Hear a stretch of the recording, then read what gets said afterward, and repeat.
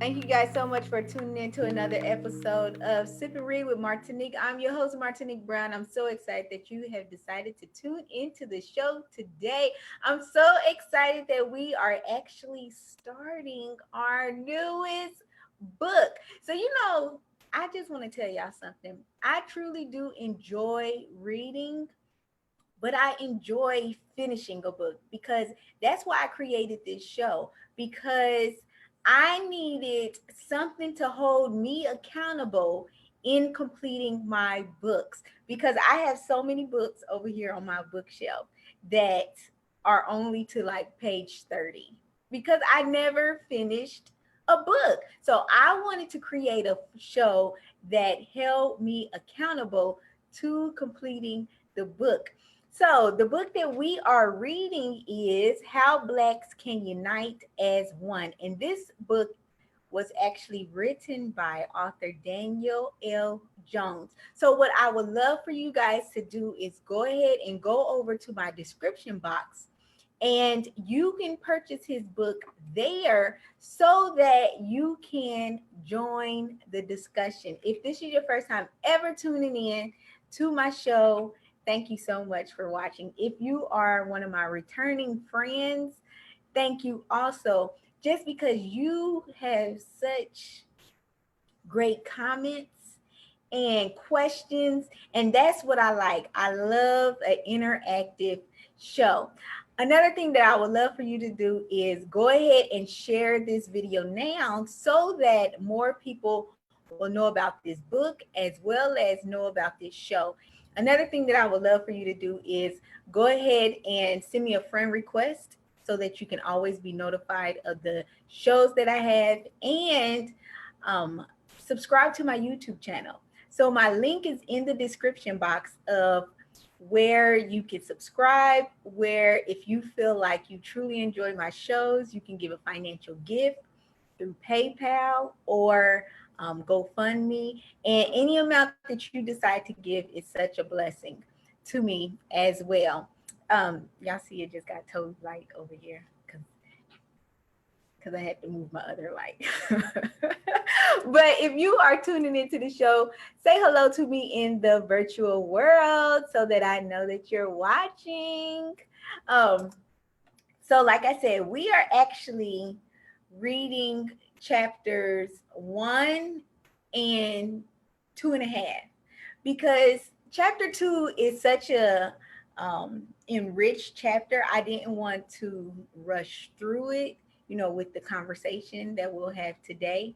So I know on the flyer it says 1 and 2, but it's really 1 and 2.5 that we'll be talking about today. So, chapter 1 is subtitled Each One Teach One.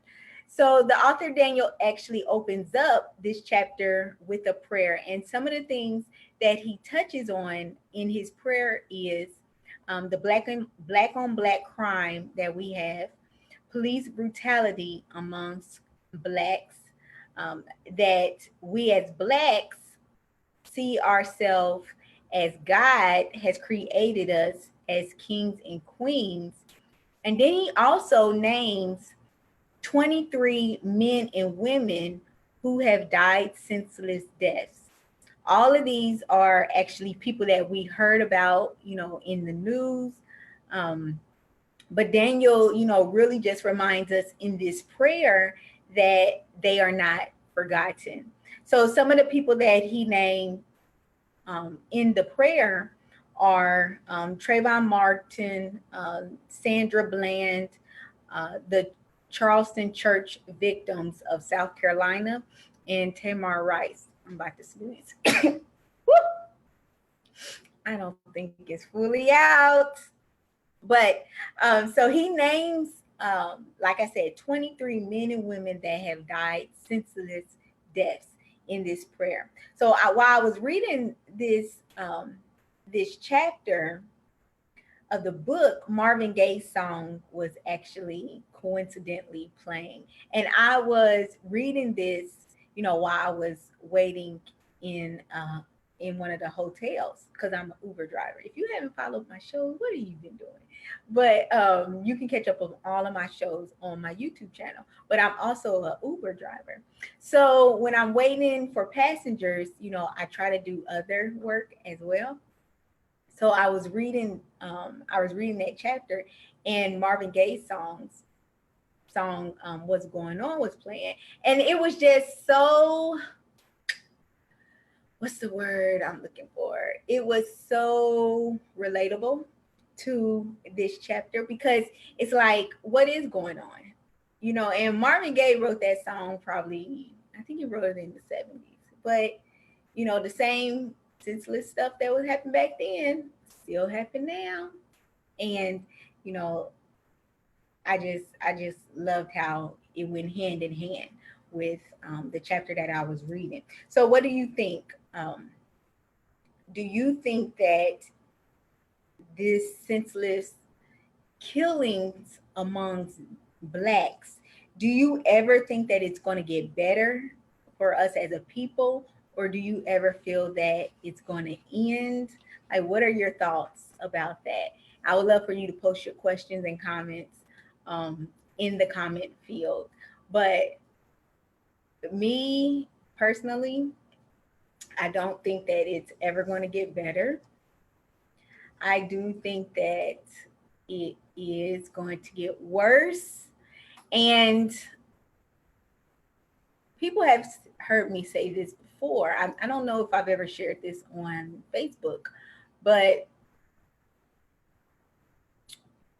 sometimes I wonder, like, I don't have any children. So sometimes I wonder, do I even want to bring a child up in this type of world, that we're living in?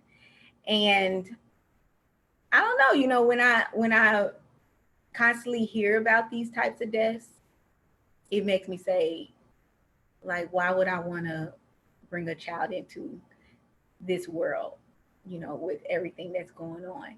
And as a believer, as a Christian, you know, my hope comes from not what I'm living right now, but my hope comes from what is to come, the new heaven and the new earth. And so, not to say that to discourage anybody, and not to also say that we are not, as a people, supposed to continue to fight for our rights, but um, that's just how I look at things, right now. So, hey, Robin Robinson.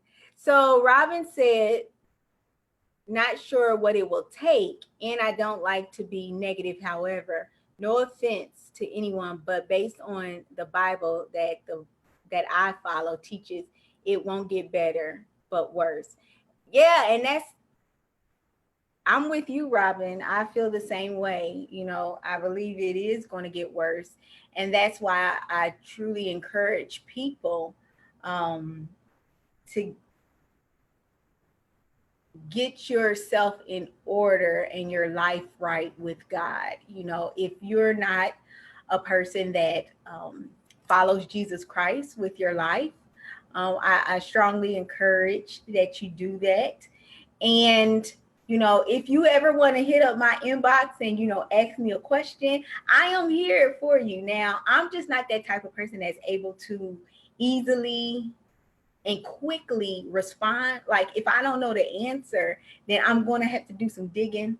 Um, but that, I truly do hope that people come to know who Jesus Christ is, because I've heard so many times where people say, "Oh, well, we're living here on in hell on earth." No, no, no.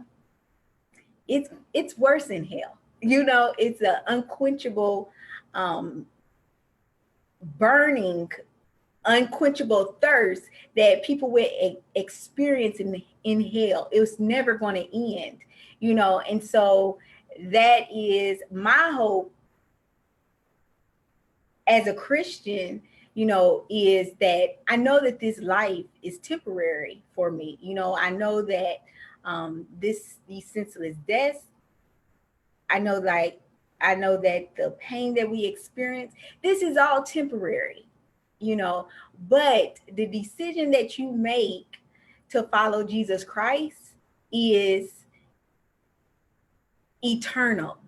So even if you don't ask me questions, I pray that you begin to ask God to bring somebody in your life that can help you have a better understanding of who Jesus Christ is and who he can be in your life.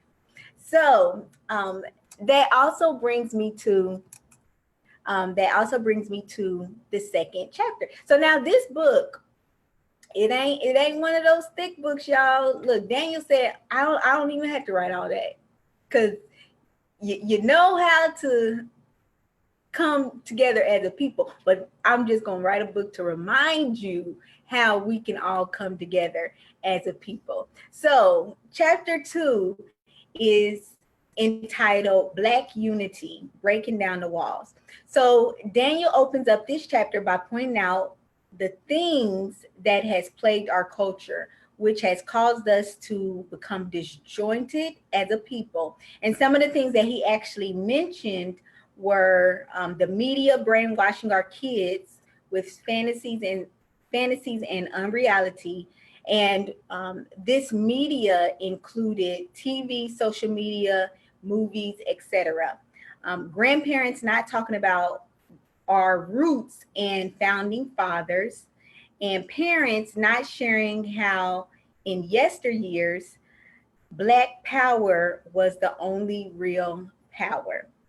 So he really just challenges us to remember that it was the unity amongst Black people from our past that has given us the opportunity to enjoy the things that they actually fought for. And I just felt like that's so true. You know, everything that we're able to experience today as a people, as Black people, is because of what the people did in the past, all the way back to slavery. You know, so some of the things that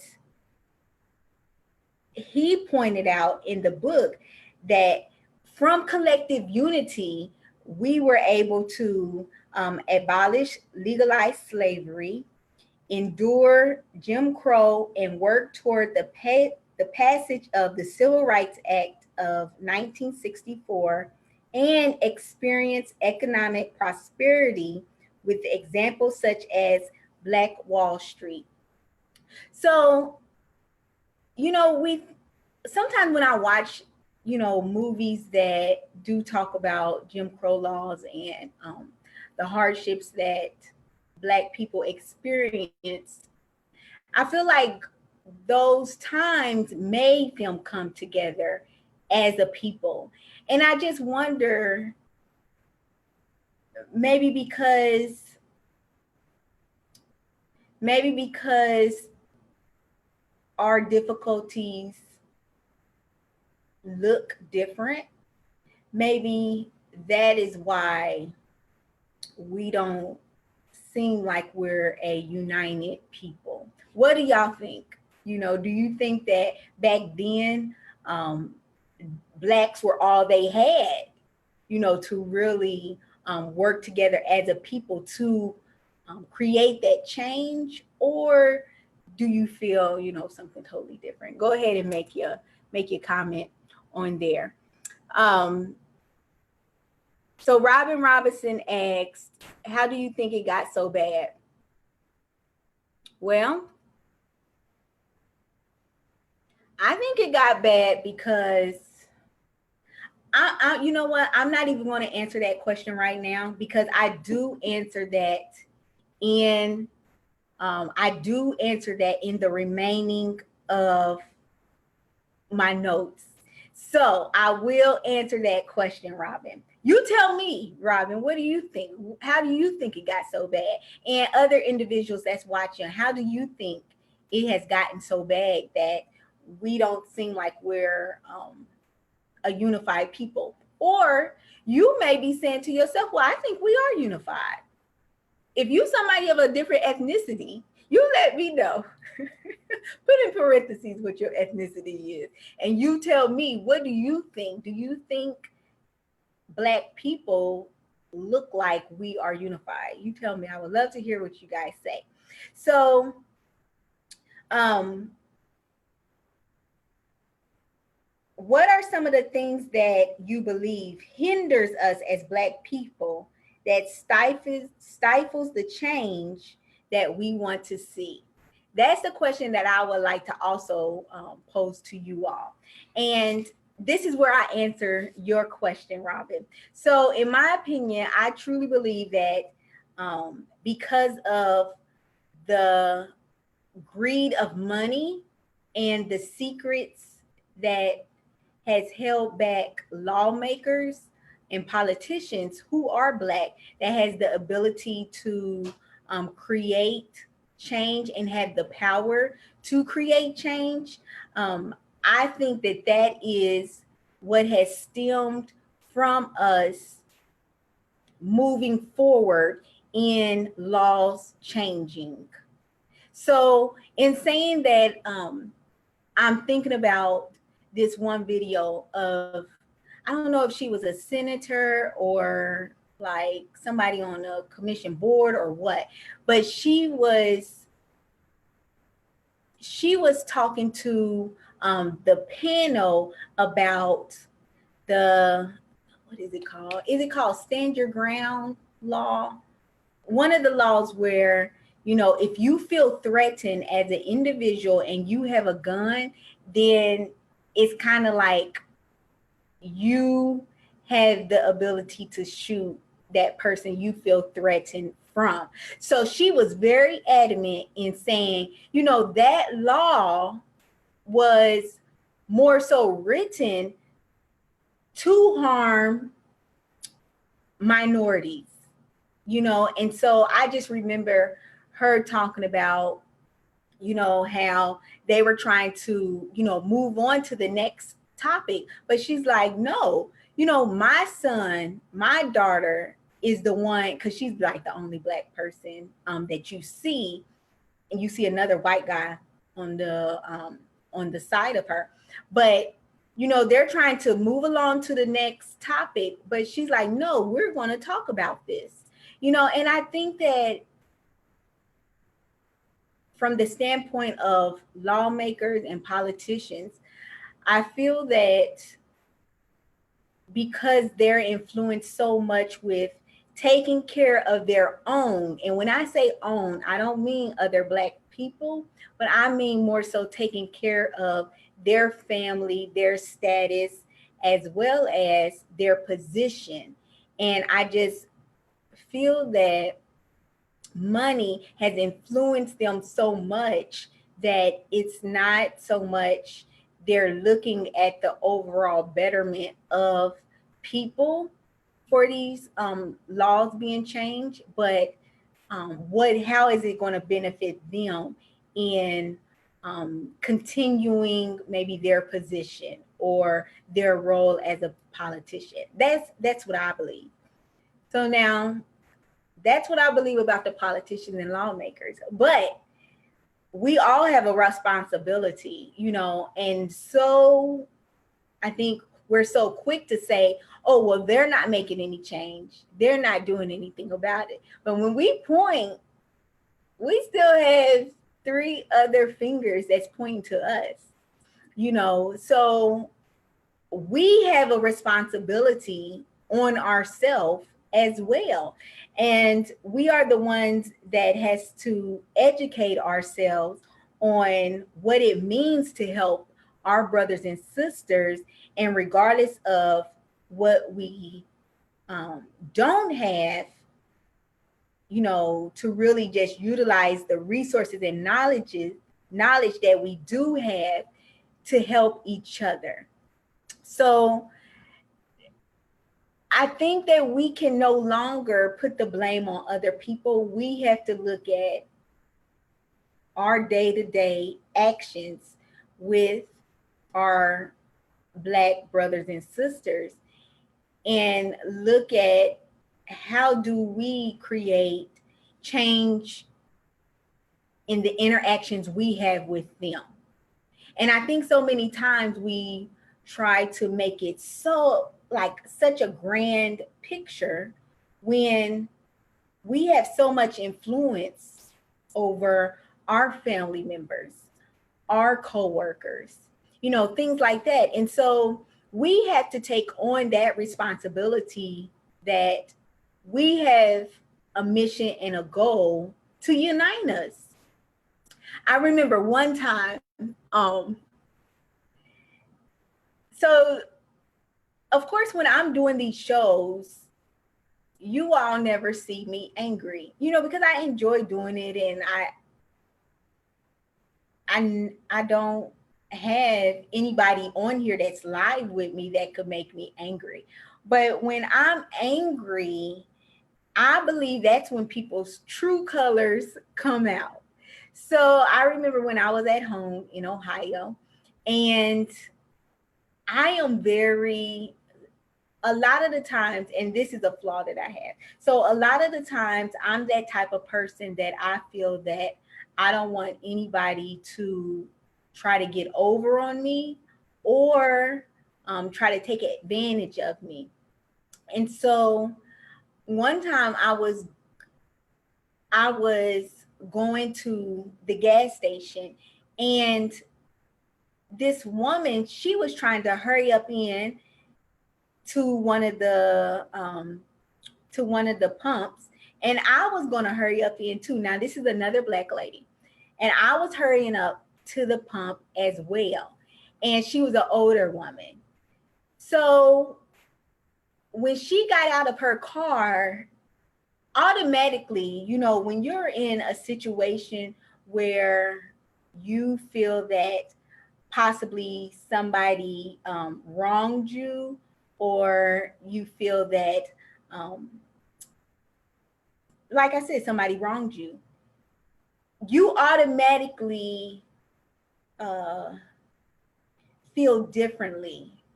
You, to me, you already had that mindset of being prepared if something goes down. So, so this woman got out the car, and I got out the car also. And she had the calmest manner about her, in that she said hello. And so I think that that's one of the toughest things, is transforming yourself when you are angry. Because of course, when you're happy and things are going well, that's when people see you, maybe on your best behavior. But when you're angry, when things aren't going your way, that's when we're really challenged to act differently. And so, and it's probably because of her maturity. Like I said, she was an older woman. Her maturity level was just so different from my mindset that day. And so that's what I think. I think that's what causes us to be disjointed. I don't want to even say we. Many times we'll see that many times people may have that same mindset as me, as, oh, well, I'm not going to let anybody get over on me, or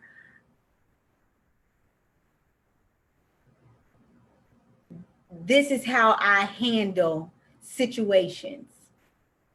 And so I think that type of attitude really, really just hurts us as individuals. And that's just how I feel about it. So Robin says one thing that hinders us is jealousy. I agree. Jealousy is a horrible characteristic. And I think that sometimes people don't even think that they're jealous. you know. But I mean, I only try to speak the truth, when I'm on these shows. So I know that there has been times when, if this is your first time ever tuning into my show, so I'm an entrepreneur, and I host and produce web shows. So that's a form of advertisement when a guest is on my show. So there has been times when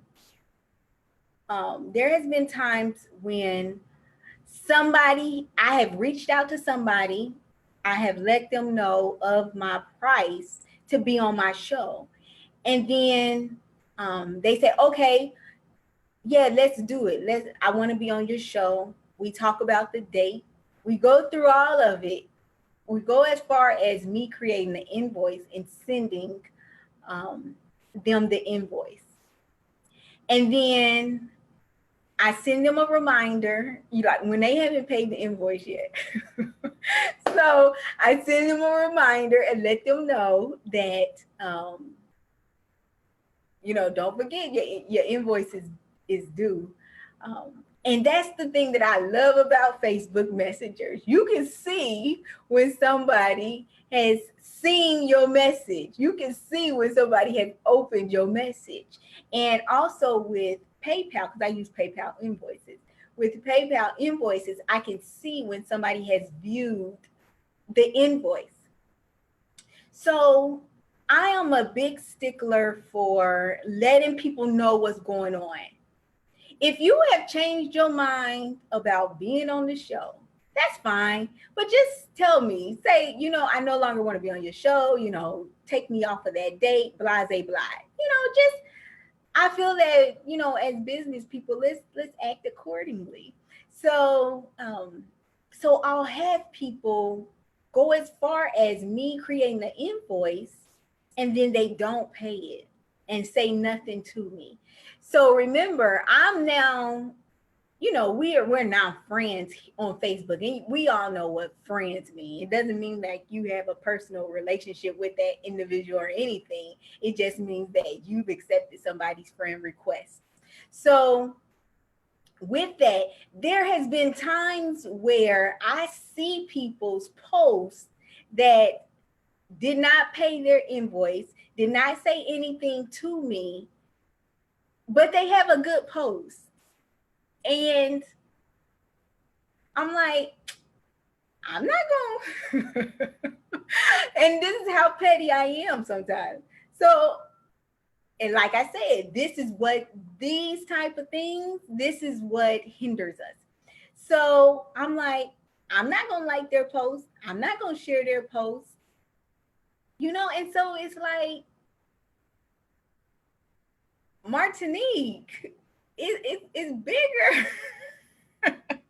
It's bigger. It's bigger than this. And the crazy thing about it is, I don't know. I mean, just between me and y'all, I know that I'm not going to do any business dealings with them. But just like having that type of attitude, I think that really hurts us. You know, um, so that's just how I feel. That's just one of the things that I think that disjoins us as a people. But still, if you're an entrepreneur, look, just talk to the person. Just tell them, look, I no longer want to utilize your service. I think it will go over so much better. Um, and another thing, with being another thing with being a entrepreneur, I'm actually challenged. You know, I'm actually challenged by this because, um, and I'm bombarded with the whole phrase to monetize. Um, it looks like my thing is freezing. Is it freezing on y'all end? So, um, one thing that I'm bombarded with and challenged with as an entrepreneur on social media um, is to monetize my knowledge. So if you guys have never heard that concept before, because I have started my own business, and because I have started my own business, I am seeing a lot more of other entrepreneurs' pages, because I send them friend requests and things like that. And like I said, I don't know if you caught this or not, but it says to monetize your knowledge. And a part of me wants to just give away free. I just want to tell people what I've learned, because I don't want them to. I guess I feel like I want to make it a little bit easier for a person that's trying to do such and such. So I just feel conflicted sometimes, because a part of me wants to give away the knowledge that I have for free. And then on the other side of me, the business woman is like, Martinique, you could be making money off of this free knowledge that you're giving to people. Um, but then also the business side of Martinique is seeing these people living their best life and going on these vacations and stuff. And you see, their materialistic pictures as well. And so then I'm like, if they can pay for these trips, if they can pay for these purses and all these other stuff, why why can't they pay for um why can't they pay for the knowledge that I'm giving them? And so I think it's tough in some of the areas, in talking about like how we can be unified as people. And I mean, of course, I think that is case by case, but I think that it really boils down and starts with us. So as an individual. So Daniel continues this chapter with teaching us the importance of knowing who we are as individuals. He says our identity, the color of our skin has made us easy targets for the oppressors and suppressors. He says we are not niggers or Negroes. That is not our name. Only when we understand who we are, we will stand up and take on the responsibility to protect our name.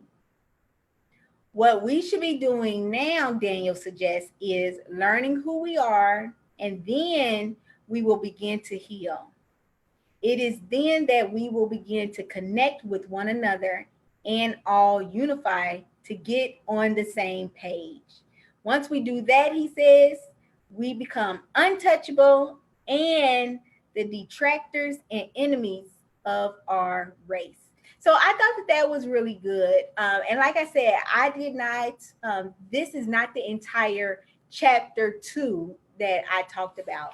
This was half of chapter 2, because I felt like he really made some good points in there, and I did not want to rush the conversation about it. But I just challenge us. I challenge myself, and I challenge you all that's watching. Instead of saying that it's somebody else's responsibility to for us to become unified, we really have to look at what we're doing on a daily basis around the people that um, we have encounters with, and how are our actions portraying a unified mindset.